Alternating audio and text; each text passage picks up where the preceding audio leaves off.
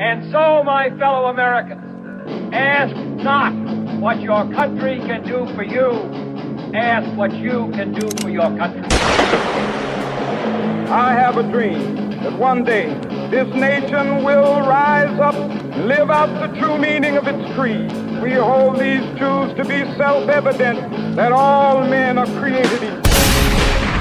We are exploited. We are downtrodden. We are denied not only civil rights, but even human rights. So the only way we're going to get some of this oppression and exploitation away from us or aside from us is come together against the common enemy. I don't want you to protest. I don't want you to riot. I don't want you to write to your congressman because I wouldn't know what to tell you to write. I don't know what to do about the depression and the inflation and the Russians and the crime in the street. All I know is that first, you've got to get mad. You've got to say, I'm a human being. God damn it. My life has value. Get together, have a few laughs. Welcome to the Iowa Talk Guys podcast. I'm your host, Teepee. And I'm Mel. And today we're bringing you guys a kind of a special report. It's going to be quick, down and dirty, because what's about to happen is going to be a little dirty.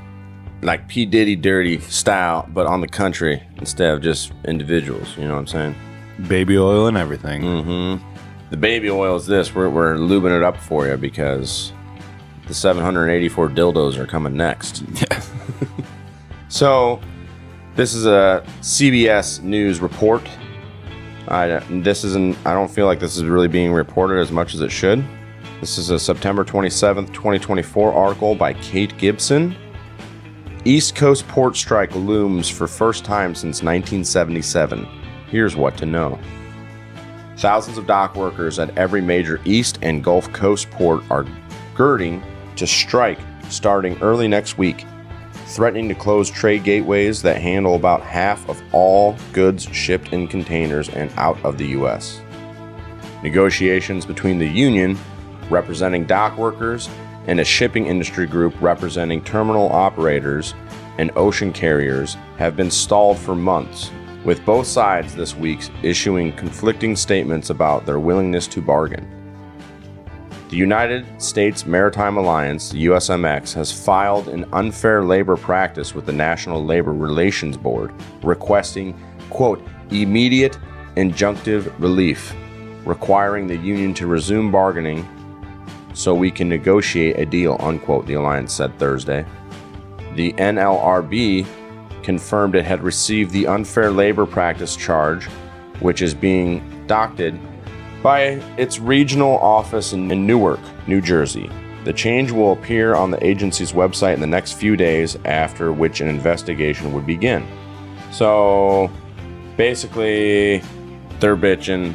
It's like the John Deere thing where John Deere made hand over fist that year and then didn't want to give it out to any of their employees. It sounds like the same thing's kind of happening here. Top Biden administration officials, including Transportation Secretary Pete Buttigieg, Acting Labor Secretary Julie Su, and Lyle Brainerd, Director of the National Economic Council, met with USMX members on Friday, urging them to negotiate ahead of the contract expiring. Experts say a shutdown could severely hamper the flow of goods and raise shipping costs. Any spike in such expenses could be passed on to the consumer, just as U.S. inflation normalizes. Normalizes? What are you, fucking stupid? Even potentially hinder the Federal Reserve as it finally pivots to lower interest rates. What is normalizing interest rates? Like, we're just calling the high interest rates normal now? It's just normal.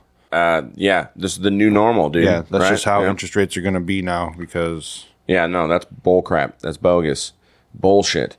And yeah, of course, the consumer is going to be hit with the goods because, you know, companies can't be taking on this extra added.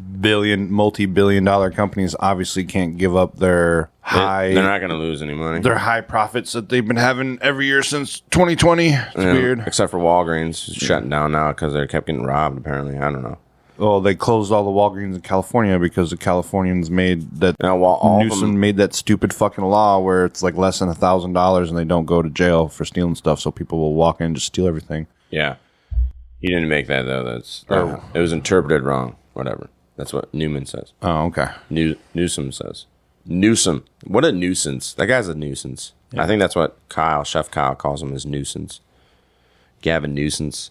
Anyways, here's what to know about the labor fight, which would be the first mass work stoppage at eastern ports in nearly half a century. The dispute involves a contract covering tens of thousands threatening to strike at ports from Massachusetts to Texas if a new labor deal with the USMX isn't reached before the current contract expires at midnight on September 30th. A walkout would be the first East Coast dock strike since 1977. A total of 14 ports involving some 25,000 workers could be affected by the strike, according to USMX.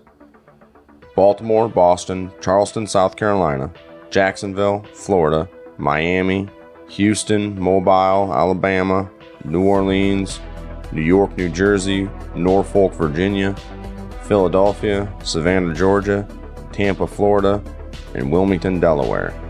But because of the economic activity in ports touches a range of businesses such as warehousing and transport, the fallout from work stoppages could put more than 100,000 employees temporarily out of work, according to economists.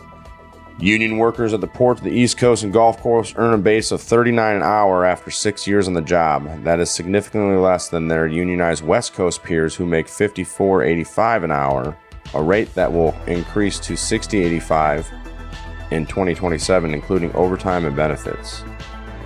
So yeah, it's all about pay. Assuming a 48-hour work week, West Coast port workers are making more than $116,000 a year versus $81,000 for their counterparts in the East. Yeah, but the cost of living is higher in the West. Yeah, the cost of living is just as high in New York, though. But they have if just they're as all crazy. in the same one. Yeah, that's true too. There are some pretty expensive places, but at the same time, that's what overtime's for. Yeah, but they tax the fuck out of overtime. I know. That's why, that's why it's such a scam. I don't even try to get any anymore. They would just, if politicians actually gave a shit about people in this country, they wouldn't tax your overtime. Right. Well, they clearly don't give a shit. That's why they do the things they do now. Right. So that's what this is all about. But let's go to this. We'll jump to another article about the impact. This is an NBC Dallas-Fort Worth article by Lori Ann LaRocco, CNBC, published 27 September 2024. Port strike would leave Walmart, IKEA, Home Depot with few import options, union warns. Walmart, Home Depot, IKEA, Samsung, LG Electronics, and major automakers and auto suppliers are among the top companies importing products into the East Coast ports, where ILA union members have vowed to strike as soon as October 1st. Some logistics experts say that importers will pursue options to divert trade to other ports, but ILA union reps tell CNBC Solidarity will follow. Canadian and West Coast port union members will thwart any diverted vessels. Oh, so okay. The other unions, the Canadian, the West Coast unions are dockworker unions are gonna stand in solidarity and not allow those ships that are trying to dock on the East Coast or in the Gulf Coast to get in and drop their cargo on the West Coast or up in Canada. That you're intentionally screwing your country by doing that. Yeah.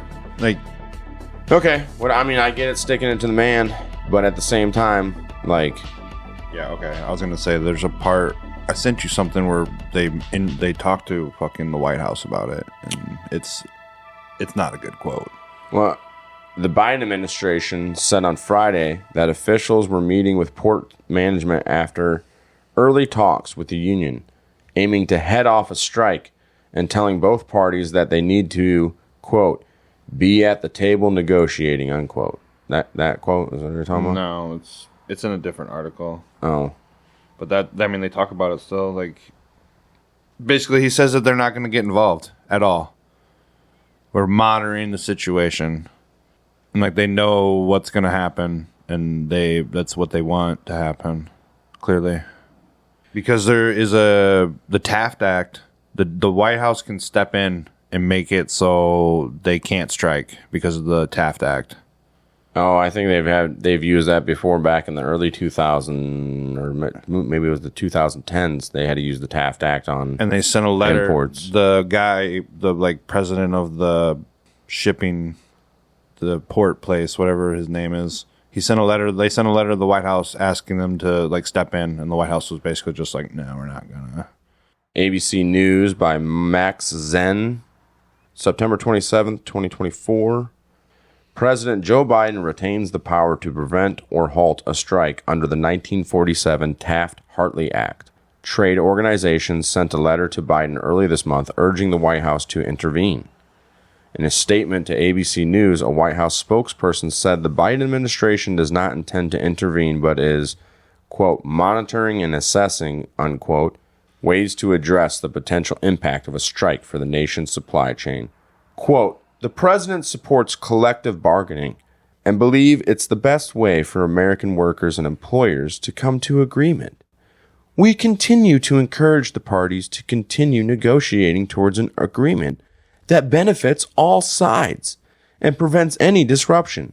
We've never invoked Taft-Hartley to break a strike and are not considering doing so now, White House spokesperson Robin Peterson said, and in part, until after the election and we win, of course. He forgot to add that. I mean, they forgot to add that. Did you get like a kind of like a middle management vibe from that quote? Yeah. Like somebody told him to say that to us? Well, they always say, yeah. But they're just saying face, yeah, dude, I'm telling you that they're using this as a tactic for the election. Right. Of course, the president is not going to step in. Then his bosses are going to get mad. How are all these stocks are surging and shit's going insane right now.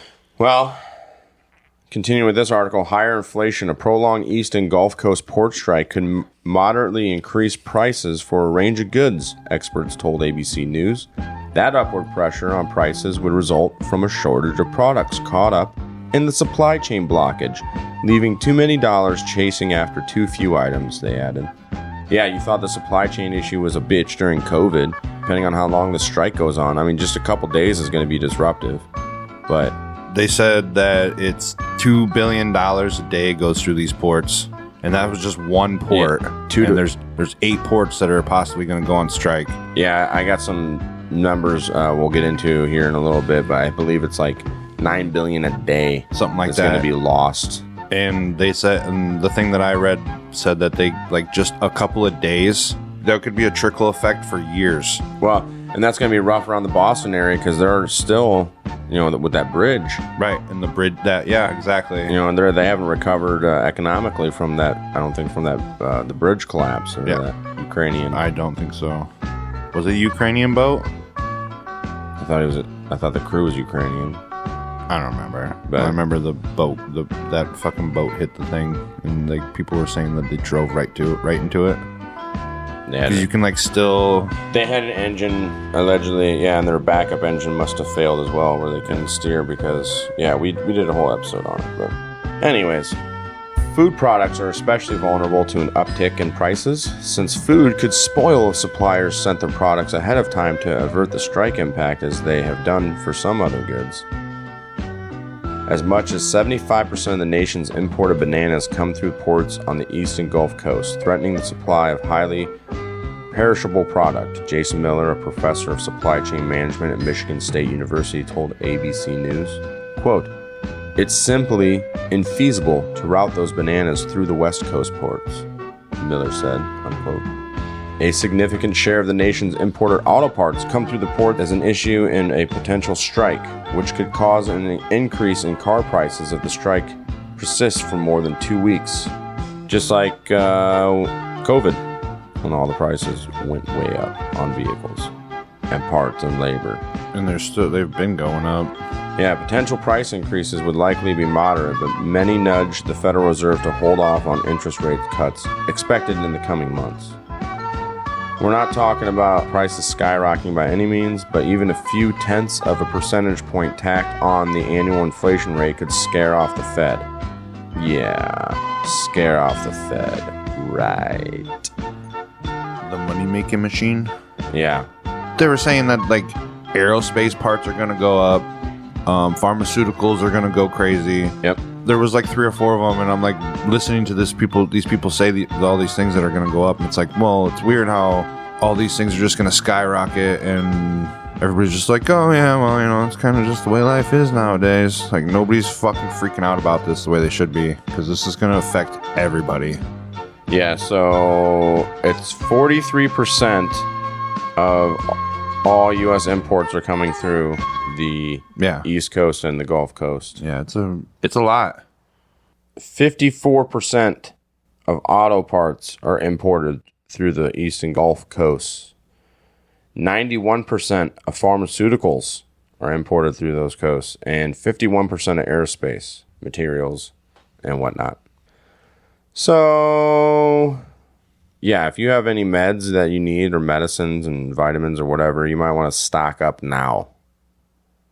We're releasing this show on September 30th, so if you listen to it right now, on the day that it comes out, go buy some medicine, go buy some toilet paper, go buy some bananas. Get what you need now. It says that it handles like $29 billion worth of Chinese auto parts and stuff. Let's say China. China. China. China. China. China. China. China. China. China. Like, it's... Oh, yeah, I bet. Yearly, it's crazy. Like, these ports handle so much stuff. Is it 69% of all goods are brought into ports in America, and they have 50 ports on the West Coast. So what are they going to use, Mexico then? And then Mexico can fill up a bunch of containers with human beings and in the clip that we have across the border. Probably. The clip we have, they said that there are contingency plans in place and they're trying to use air freight. Oh, yeah. And they're going to order a bunch of stuff early, so they got a bunch of stuff coming in early and whatnot. But they have contingency plans in place, and then they're charging like double prices to try to help people find the right path to use to get their stuff in the fucking port. And it's like, oh my god, of course they are. Oh yeah, these companies, this is a money making machine right now for some people. That's gonna make and break people, dude. Yeah. But all right, without further ado, we'll play this clip. This is from CNBC. East Coast and Gulf Coast dock workers could go on strike as soon as Tuesday if they can't reach a contract agreement with these port operators. With that in mind, major companies are taking steps to mitigate potential disruption from a work stoppage. Our Frank Holland is in Bayonne, New Jersey, with the details. So this could get ugly, Frank. Hey, good morning, Sarah. The likelihood of a strike seems to be increasing in the minds of many. We'll get to that in just a moment. As you mentioned, we're here near the port of New York and New Jersey. It's one of those East Coast and Gulf ports that move more than $2 billion in goods every single day. And I want you to take a look behind me. You see those cranes that are up in the air? You see those open slots? Well, normally those cranes would be moving. The slots would be full. It's a pretty clear sign that freight is moving to other ports. Again, those cranes sitting up and those slots being empty. So TD Cowen and Bank of America out with notes this week saying the likelihood of a strike is increasing as we near that Monday midnight deadline. The Union for Longshoremen, the ILA, is asking for more compensation and restrictions on automation and negotiations with port operators known as the USMX. So the fear of disruption is why stocks like FedEx, RXO, and C.H. Robinson that offer logistics and air freight are outperforming this week. I spoke to C.H. Robinson. They say there is a scramble for companies to find new routes. If you've got goods from Europe you need for the holiday season, you're going to want to look at alternatives. Maybe come through Canada, the Canadian Gateway, maybe come through a non-ILA port on the East Coast. There are a couple of small niche ports that fall into that category. You have air freight as an option. According to the National Association of Manufacturers, more than 2/3 of container exports and more than half of imports move through these East Coast and Gulf Coast ports.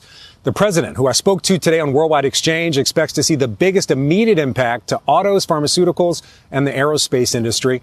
Also spoke with the CEO of RXO, a freight broker. Customers include Ford, Amazon, Pepsi, and Coke. He says a prolonged strike could raise the cost of shipping long term. The freight bidding season comes up in just a few weeks. That's when companies contract for the next 12 months.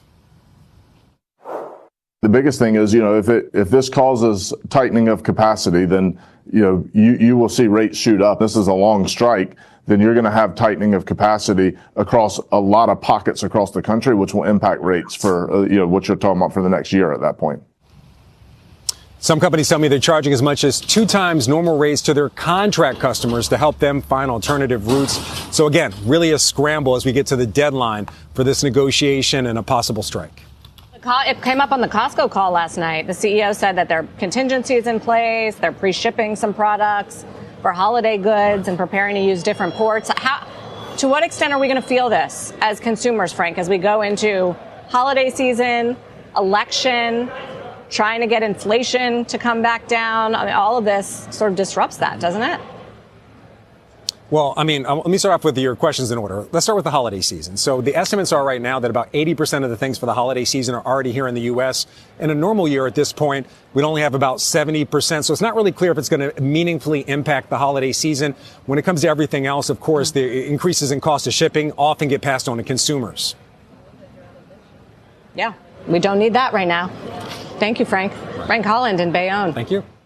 So there you have it. Pretty much just summed up everything that we said. Pretty much. With a little bit more info in there. So, yeah. So like we said, if you have meds, if you have stock up on toilet paper and water, just, go get some more gas cans. Get your flashlights ready.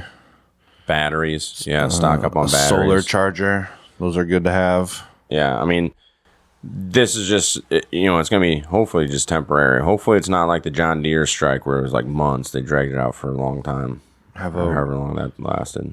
A radio that is battery powered that can pick up AM, FM. Or at least crank, one of those little crank ones. Possibly a little handheld ham radio so you can talk to people. Yeah, at the very least, get your meds, get your toilet paper. And, if you fuel. If you don't have a firearm, my suggestion is to get into a time machine. Go back in time and buy one. So. Yeah. Get training if you're going to buy one. Yeah. So that pretty much ends. Also, we've been working on a little side project. Erock's not here for the unveil, but he's just going to have to deal with it. Shreds on this song. So we wrote a little song called Dreamfields. It's about Iowa. This next band asked me not to read this, but God damn it, I'm going to read it anyway because I wrote it and it's the truth. I fucking love this band. They are the best band ever, period. We're going to play that as our intro on this one. Hopefully you like it. People like it, let us know. We can release the outro. We can release or did I say intro? Mm-hmm. On the outro. People like it, we can release a single, We'll see. Anyways, you can find us on Instagram at @IowaTalkGuys_podcast.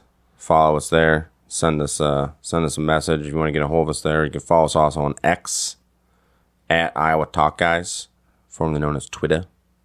And IowaTalkGuys.com. Iowa Talk Guys on YouTube and Rumble. Yeah. Thanks again, everybody on Rumble listening to us. And hey, if you have anybody that lives in North Dakota or Wyoming, West Virginia, or Rhode Island, any friends, send them, share the show with them. Because then we'll have all 50 states. Nice. Yeah. Downloads in all 50 states. Yeah. Is that just continental, or are we talking Alaska and Hawaii as well? Yeah, we got downloads in Alaska and Hawaii. Nice. Yeah. Those are the last holdouts. Then the Iowa Talk Guys will be officially in every single United States of America, just how it was meant to be. Hell yeah. So thank you, everybody that's been sharing our show. We really appreciate it. Thank you. We wouldn't be here doing this if it weren't for you guys. So keep sharing, keep loving, keep liking. We really appreciate y'all. And always remember, don't eat the yellow cake. Don't eat the yellow snow. Don't drink the Kool-Aid. And don't go on strike. Yeah, don't go on strike, please. Iowa Talk Guys out. Across open fields, where the golden ground grows tall, shadows of the past will stand proud and tall. Midwest wind whispers tales of the brave in the heart of Iowa, where legends pave the way. Through storms and struggles, we rise, we ignite. Iowa, where the dreams alive.